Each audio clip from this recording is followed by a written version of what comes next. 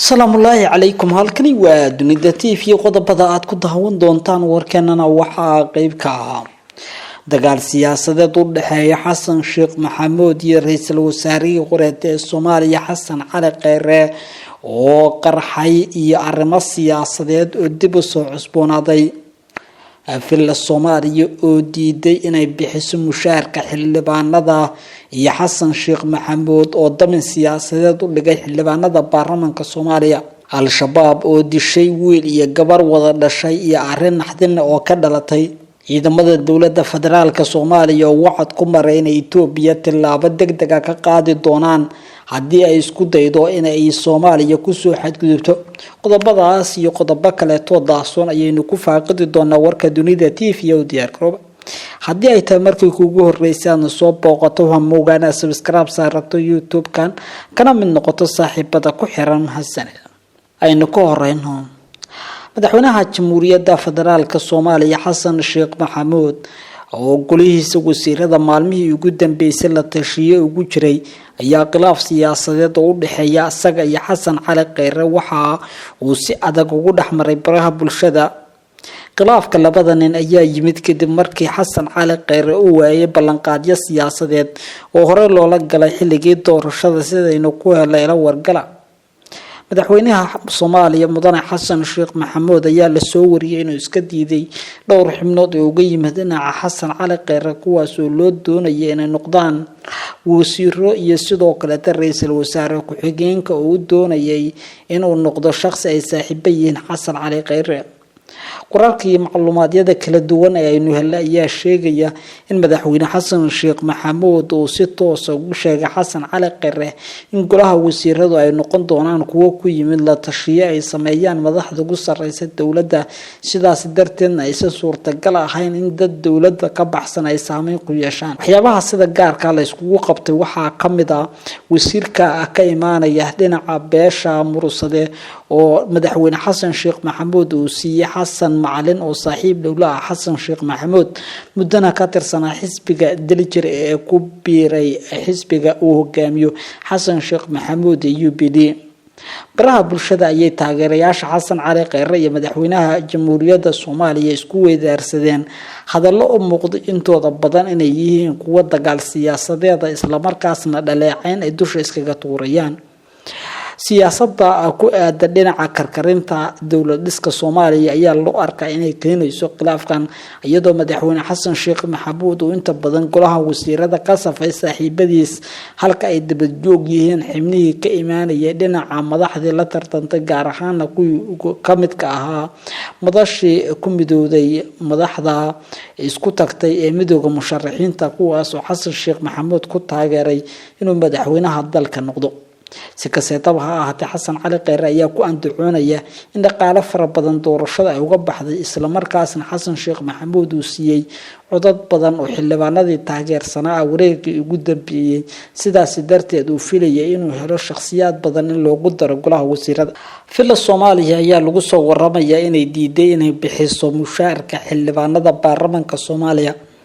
filla Soomaaliya oo ka duuleysa ansixinta golaha wasiirada ayaa la sheegay inay damin siyaasadeed u dhigtay madaxda ugu sareysa baarlamaanka iyo xildhibaanada qaybahooda kala duwan mushaarka ayaa la daahiyay si la iskugu xiro ansixinta golaha wasiirada iyo mushaar bixinta xildhibaanada muddo 2 toddobaad waxaa la sheegay in xildhibaanadu ay ka cabanayaan mushaarkii oo aysan helin taas oo xasan sheekh maxamuud iyo sidoo kale ra'iisul wasaarihiisa la sheegay inay ku wargeliyeen baarlamaanka inuusan jirin wax mushaar ilaa golaha wasiirada la meermaliyo kadibna ay wasiiradu fasaxaan mushaarka xildhibaanada baarlamaanka Soomaaliya ayaa laga soo wariyay inay daneynayaan in mushaarka helaan sidaas darteedna ay ku qasban yihiin in ay meel mariyaan wasiirada cusub ee ka imaanaya xukuumadda dalka ee uu hogaamiyo mudane Xamse Cabdi Barre ra'iisul wasaaraha Soomaaliya ayaa maalmihii ugu dambeysay wada la tashiyo ku saabsan soo magacaabitaanka golaha wasiirada waxaana cabsi ka qabaa in ay baarlamaanku ka hor yimaadaan qorshaha ku saabsan ansixinta golihiisa wasiirada sidaas ayaana la sheegay in uu dejiyay qorshe ballaaran oo ku saabsan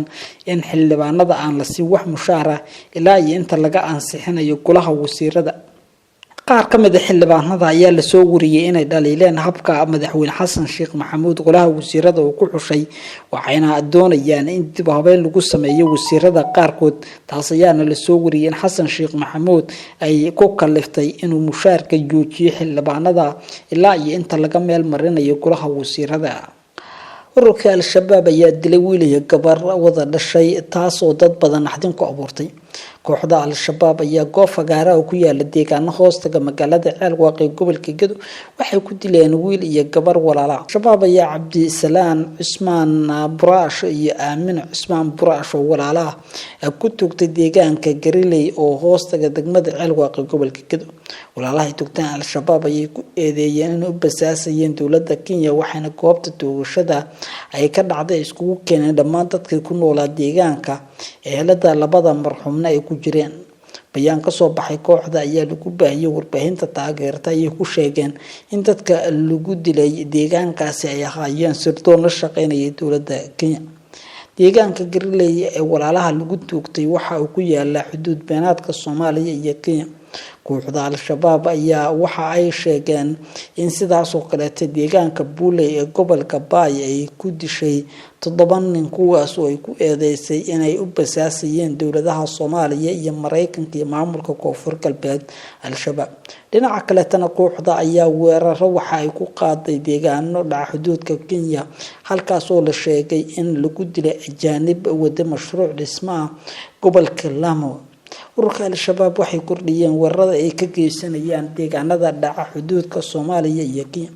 weerarka ay al-shabaab ku qaadeen xuduudka waxa la sheegay in askar ay ku dileen ka tirsan ciidamada dalka Kenya halka kuwa kale tan goobta iskaga farxadeen waxaana la soo wariyay in gawaaridii ay ku shaqeynayeen ajaanibta halkaasi lagu gubay wararka macluumaadada ayaa sheegaya in dowladda Kenya ay ciidamo soo dirtay halkaasi ay wax uga qabtaan dhibaatada ay geysanayaan kooxda hubeysan ee Soomaaliya ka jirta dowladda Itoobiya oo maalmihii ugu dambeysay ku andacoonayay in gudaha Soomaaliya ciidamadeedu ay soo gali doonaan si ay iskaga difaacdo al-shabaab ayaa saraakiisha ciidamadu waxay wacad ku mareen kuwa Soomaaliya inay ka hortagi doonaan Itoobiya haddii isku daydo inay xadgudub dowlad ku soo samayso Soomaaliya xubno ka tirsan saraakiisha ciidamada xoogga dalka Soomaaliyeed ayaa noo xaqiijiyay in heegan sare ay ku jiraan si ay uga jawaabaan dandaansi uga yimaada dhinaca Addis Ababa dowladda Itoobiya marna ma doonayno in la dhibaateeyo ammaankeeda balse suurtagal maaha inay u soo xadgudbaan dhinaca Soomaaliya iyagoo doonaya inay ka sameeyaan howlgallo gaar ah oo aysan dowladda Soomaaliya la socon militariga Soomaaliya waxay sheegeen inay diyaar u yihiin inay ka qayb qaataan sugidda amniga xuduudka balse aysan diyaar u ahayn in Itoobiya dadka shacabka ee Soomaaliyeed ay dhibaatayso iyada oo ku xadgudbaysa dad Soomaaliyeed doonaysana inay u aqoonsato qaarkood inay la shaqeeyaan argagixisada saraakiisha ciidamadu waxay sheegeen inay diyaar u yihiin in ay ammaanka sugaan isla markaasna ay ka hortagaan Itoobiya haddii isku daydo inay xadgudub madax banaanida Soomaaliya ku samayso warka ka daawanaysan dunida TV waaga intaas nabadgelyo